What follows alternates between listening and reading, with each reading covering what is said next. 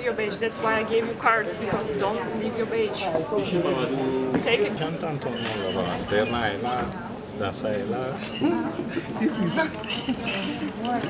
Camarade président Vladimir Poutine, camarade président chef d'État africain, camarade chef de délégation, bonjour.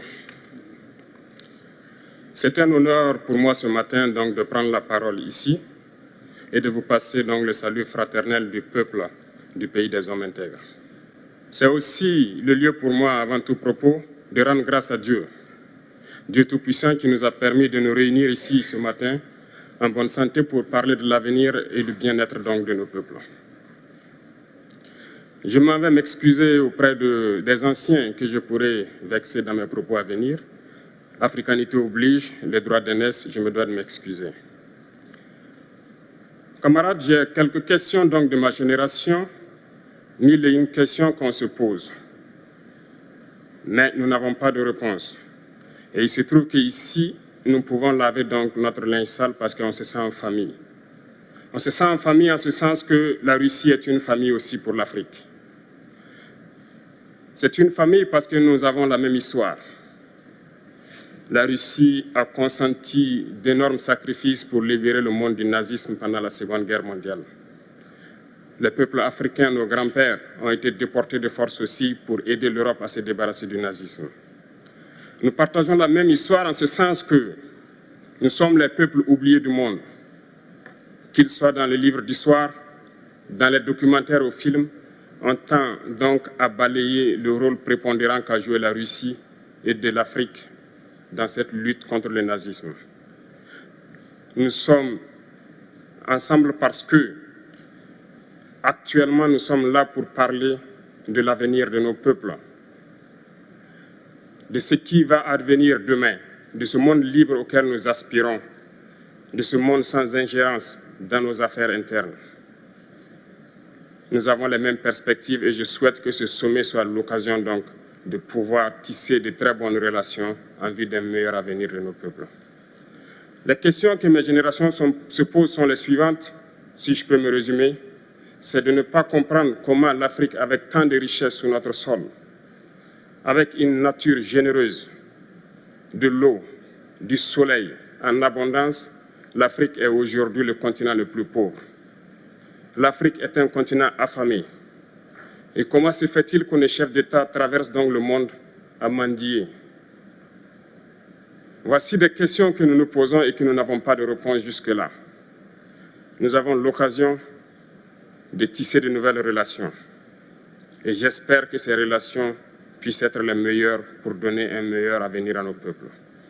Ma génération me charge aussi de dire que, par ce fait de pauvreté, ils sont obligés de traverser l'océan pour essayer de rallier l'Europe. Ils meurent dans l'océan.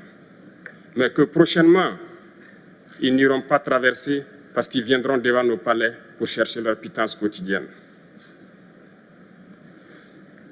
Pour ce qui concerne le Burkina Faso, aujourd'hui, nous sommes confrontés depuis plus de 8 ans à la forme de manifestation la plus barbare, la plus violente du néocolonialisme, de l'impérialisme.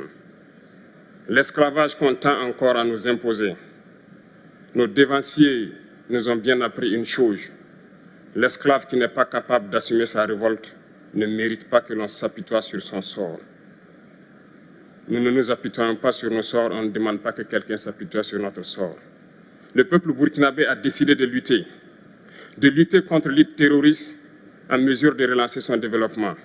Dans cette lutte, des vaillants peuples, des vaillantes populations se sont engagées à prendre les armes face au terrorisme, ceux que nous avons affectueusement appelés les VDP, des volontaires. Nous sommes surpris de voir les impérialistes traiter ces VDP de milices et de tout type. C'est décevant, parce qu'en Europe, lorsque des peuples prennent les armes pour défendre leur patrie, on les traite de patriotes. Nos grands-pères ont été déportés pour sauver l'Europe. Ce n'était pas avec leur consentement, contre leur gré. Et bien au retour, on se rappelle bien qu'à Tiaroy, lorsqu'ils ont voulu revendiquer leurs droits élémentaires, ils ont été massacrés. Cela ne fait rien donc. Lorsque nous, peuple, nous décidons de nous défendre, on nous traite de milices. Mais là n'est pas le problème. Ce qui est le problème, c'est de voir des chefs d'État africains qui n'apportent rien à ces peuples qui se battent, mais qui chantent la même chose que les impérialistes en nous traitant de milices, en nous traitant donc d'hommes qui ne respectent pas les droits de l'homme. De quels droits de l'homme parle-t-on? Nous nous offusquons contre cela et c'est honteux. Il faut que nous, chefs d'État africains, nous arrêtons de nous comporter donc en marionnettes qui dansent à chaque fois que les impérialistes tirent sur les ficelles. Hier, le président Vladimir Poutine a annoncé donc l'envoi de céréales en Afrique. Nous sommes bien contents. Nous lui disons merci pour cela. Mais aussi, c'est un message passé à nous, chefs d'État africains, parce qu'au prochain forum, nous ne devrons pas venir ici sans avoir assuré, pour ceux qui ne connaissent pas la guerre, l'autosuffisance alimentaire de nos peuples. Nous devons prendre l'expérience de ceux qui ont pu déjà atteindre cela en Afrique, tisser de bonnes relations ici et tisser de meilleures relations avec la Fédération de Russie pour pouvoir assouvir les besoins de nos populations. Je ne serai pas peut-être long, le temps imparti est très court.